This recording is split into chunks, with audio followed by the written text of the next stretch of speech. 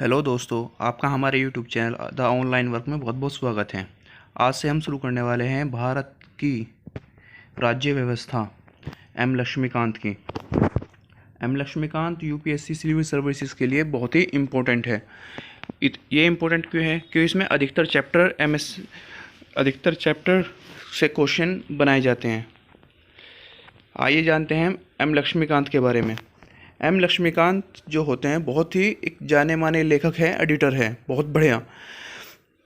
वे बहुत पूर्व निदेशक रह चुके हैं एम लक्ष्मीकांत एकेडमी के, जो अब बंद हो चुकी है। उससे बहुत सारे अफसर निकल के जा चुके हैं और ये हैदराबाद में थी। हर बार यूपीएससी एम लक्ष्मीकांत से बहुत सारे क्वेश्चन जो है वो पेपर में सेट करती है। एम लक्ष्मीकांत से डायरेक्ट पेपर सेट किए जाते हैं। कुछ तो ऐसे होते हैं जो डायरेक्ट ही होते हैं, जिस तरह के आप देख सकते हैं 1993 में 89 नंबर के आए, 1994 में 89 नंबर के आए, 1995 में 89 नंबर के आए, 1996 में भी 89 नंबर के आए। कुछ 8 सालों तक 89 नंबर के रिलीज़ होते रहे हैं। फिर 99 में ये चेंज हो गया, पैटर्न 130 के हो गए। फिर इसी तरह ये चेंज होता गया। 2013 में 180 नंबर के क्वेश्चन आए थे एम लक्ष्मीकांत से। यूपीएससी में 2 एग्ज़ाम होते हैं, एक तो प्रारंभिक होता है और एक मेंस होता है, तीसरा इंटरव्यू। उसके बाद आप सिलेक्टेड हो जाते हैं। प्रारंभिक परीक्षा में हर साल बहुत सारे क्वेश्चन आते हैं, कम से कम 14-15, मिनिमम 14 या 15 के बीच में रहते हैं ये क्वेश्चन। कितने आए? 1993 में 14 नंबर आए, 14। 2000 में 12 नंबर आए, 2009 में 14 अंकों का आए। इसी तरह 2004 में सबसे ज़्यादा अंक बनाए इसने, 22 नंबर के। इंडियन इतिहास के बारे में बताया जाता है। कुछ इतिहास की जानकारी होती है पिछली, कुछ अगली जानकारी होती है। अब वर्तमान में कौन किस पोस्ट पे है, राष्ट्रपति किस काम को करते हैं, राज्यपाल, न्यायपालिका, ये सिस्टम किस तरह काम करता है, ये सारे एम लक्ष्मीकांत बुक में है। इंडियन पॉलिटी इसी को कहा जाता है। इंडियन पॉलिटी को पढ़ने के लिए मैंने सीधा पीडीएफ, जो बुक की पीडीएफ है उससे मैं पढ़ाऊँगा। हालांकि कुछ जो टीचर हैं वे नोट्स से पढ़ाते हैं, पर हम नोट्स से पढ़ाएंगे तो वो हर किसी की समझ में नहीं आएंगे, क्योंकि नोट्स अपने बनाने चाहिए सबको। जो भी नोट्स अपने बनाएगा वे नोट्स उसके कामयाब होंगे, क्योंकि हर किसी स्टूडेंट की स्ट्रेटेजी अलग होगी, हर किसी का सोच अलग होगी, हर किसी का एक नोट्स बनाने की मैकिंग अलग होगी। एम लक्ष्मीकांत को हम शुरू से पढ़ेंगे, समझेंगे किस तरह इसमें काम होता है, किस तरह का इसका पैटर्न है, क्यों इसमें से ज़्यादा क्वेश्चन बनते हैं। अगर आप यूपीएससी के स्टूडेंट हैं तो आपको पता होगा प्रारंभिक परीक्षा और मेंस परीक्षा और इंटरव्यू। यूपीएससी के 3 फेज़ हैं। 3 फेज़ कौन कौन से हैं? पहला तो है प्रीलिम, दूसरा है मेन, तीसरा है इंटरव्यू। आपको तीनों फेज़ क्लियर करने होंगे, तब आप यूपीएससी में सेलेक्ट हो सकते हैं। पहले फेज़ में दो क्वेश्चन पेपर होते हैं। पहला GS1 का, तीसरा CSET का। GS1 में आपके current affairs, international relationships, Indian polity, history, art and culture के कुछ क्वेश्चंस बेस ऑफ होते हैं करंट अफेयर पे। हर चीज़ करंट अफेयर से लिंक करके आपको क्वेश्चन में इनपुट की जाती है। CSET एक कंपलसरी एग्ज़ाम है। CSET को आप कंपलसरी एग्ज़ाम क्या होता है? CSET को आपको सिर्फ क्वालिफाई करना है। आपको क्वालिफाई नंबर चाहिए, उसके मेरिट में आपके नंबर नहीं जुड़ते। क्वालिफाई करने के बाद आपको उसमें से मिनिमम इतने नंबर चाहिए आपको, 30 के बाद आपकी कॉपी चेक होगी। वो मेरिट कट ऑफ लिस्ट पे तय होती है। मान लीजिए आपकी कट ऑफ बैठी CSET की 30, तो आपको 30 नंबर चाहिए अपना GS की कॉपी चेक करवाने के लिए। अगर आपके 30 नंबर आएंगे तो आपकी GS की कॉपी फर्स्ट चेक होगी। अगर आपके 30 नंबर से 29 रह गए तो आपकी GS की कॉपी नहीं चेक होगी। तो इसलिए कोशिश करें सी सेट को क्वालिफाई करें। सी सेट एक कोई भी हार्ड सब्जेक्ट नहीं है, आप ज़्यादा प्रैक्टिस करेंगे, प्रीवियस ईयर के क्वेश्चन पेपर सॉल्व करेंगे तो फिर क्वालिफाइंग हो जाएगा। तीसरा आता है मेंस। मेंस में 7 पेपर होते हैं, GS first, GS 2, GS 3, GS 4, 2 optional और एक हमारी प्राइमरी लैंग्वेज। उसमें हिंदी, इंग्लिश, मराठी, आप कोई सी भी एक लैंग्वेज चुन सकते हैं। आपने हिंदी में पेपर दिए हैं तो आपको इंग्लिश का एक पेपर देना होगा, एक कंपलसरी। आपने हिंदी में दिए हैं तो आपको इंग्लिश का एक मेन कंपलसरी पेपर देना होगा। फिर इसमें आप क्वालिफाइंग कर जाते हैं। उसके बाद आते हैं आप इंटरव्यू पे।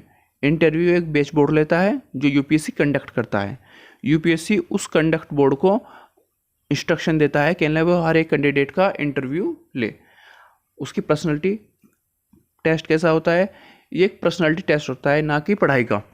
आपसे आपकी पर्सनैलिटी के बारे में पूछा जाता है। चलो, ये हमारा उद्देश्य नहीं था। अब हम आते हैं एम लक्ष्मीकांत बुक पे।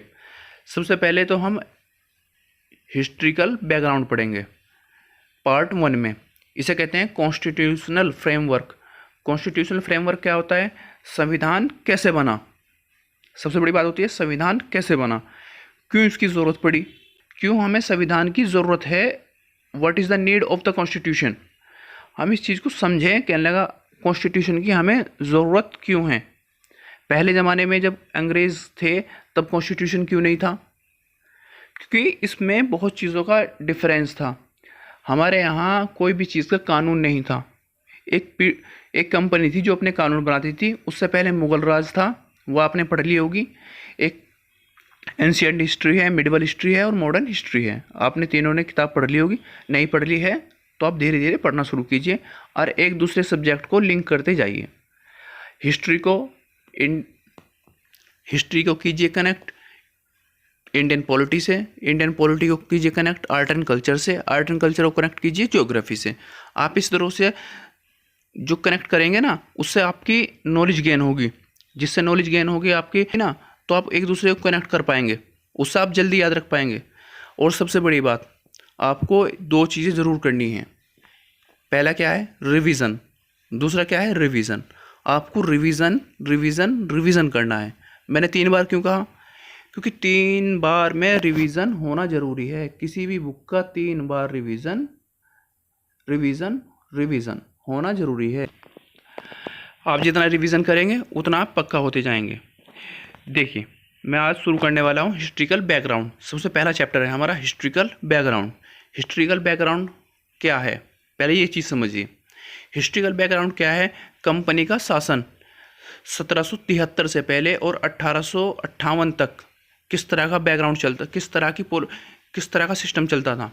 कंपनी किस तरह राज करती थी, कौन से एक्ट लाई थी, कौन से कानून थे, उसके राज में क्या कमी थी जो हमें अपने कॉन्स्टिट्यूशन की ज़रूरत पड़ी, उसके राज में किस चीज़ की ज़रूरत थी, मतलब क्यों राज की ज़रूरत पड़ी अपनी। फिर आया ताज शासन। ताज शासन क्या होता है? जो 1858 से 1947 तक चला। जिस तरह बंगाल के गवर्नर आए राजा के तौर पे, जो भी राजा का तौर होगा उसे क्या कहा जाएगा? ताज गवर्नर।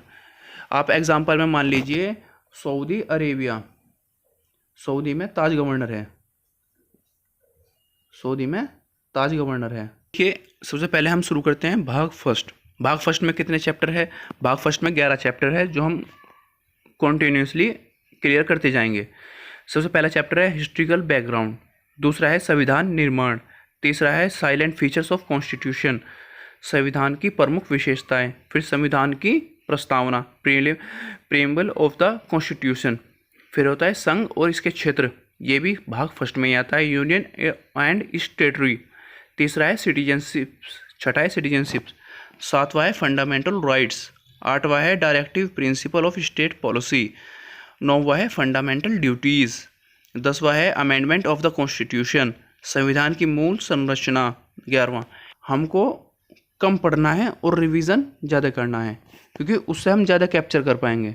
हम ज़्यादा कैप्चर कर पाएंगे तो हम ज़्यादा पढ़ पाएंगे। इस चीज़ का ध्यान में रखते हुए आप सबको, स्टूडेंट को मैं ये राय देता हूँ कि ना आप ज़्यादा से ज़्यादा रिवीजन करें। आपको एक सिलेबस यूपीएससी का जो सिलेबस है वो आपको उंगलियों पे याद होना चाहिए। जितना आपके उंगलियों पे सिलेबस याद होगा उतना आपको पता लगेगा हमको पढ़ना क्या है। तीसरी बात क्या है, जो आपको यूपीएससी के प्रीवियस ईयर के क्वेश्चन पेपर हैं वो भी आपको दिन बाय दिन पढ़ने पड़ेंगे, क्योंकि आप ऐसा तो है नहीं आप शुरू वाले दिन क्वेश्चन पेपर लेके बैठे और आप 100 के 100 क्वेश्चन सॉल्व कर लिए। ऐसा कभी नहीं होगा, क्योंकि आप 100 के 100 क्वेश्चन पेपर कभी भी सॉल्व नहीं कर पा सकते।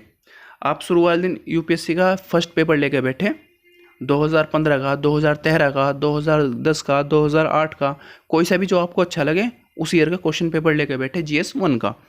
फिर उससे आप 10 क्वेश्चन करें, आपके पास आपने उसमें से 5 भी किए तो आपके अंदर एक कॉन्फिडेंस लेवल अपग्रेड होगा। फिर अगले दिन 10 और कीजिए, फिर वो कॉन्फिडेंस और बढ़ेगा। इस तरह आप उसे 10-10 करके उसे 20, 50, 30, 60, 70, 80 या 100 तक लेके जाइए। अपना सिविल स्कोर रोज़ चेक कीजिए। जितनी बार आप उस पेपर को सॉल्व करें अपना सिविल स्कोर चेक करें। सबसे ज़्यादा एक ही चीज़ ज़रूरी है, वह है रिवीजन रिवीजन रिवीजन। आपको रिवीजन करते रहना है। मेरा काम सिर्फ पढ़ाने का है, मैं आपको पढ़ा दूंगा। मैंने यूपीएससी में प्रारंभिक पर 2 साल मेंस तक पहुंचा हूं। मैं यूपीएससी में इंटरव्यू पर्सनल टेस्ट नहीं दे पाया एक बार भी। मैं यूपीएससी के 2017 में प्रीलिम मैंने क्लियर किया था, 2017 में ही मैंने मेंस क्लियर किया था। 2018 में मैंने प्रीलिम क्लियर नहीं हुआ, 2019 में मेरा प्रीलिम क्लियर हुआ, मेंस क्लियर हुआ, पर मैं इंटरव्यू में नहीं बैठा। सो प्लीज़ दोस्तों रिवीजन कीजिए, जितना आप पढ़ाई करेंगे क्योंकि उतना आप कामयाब होंगे।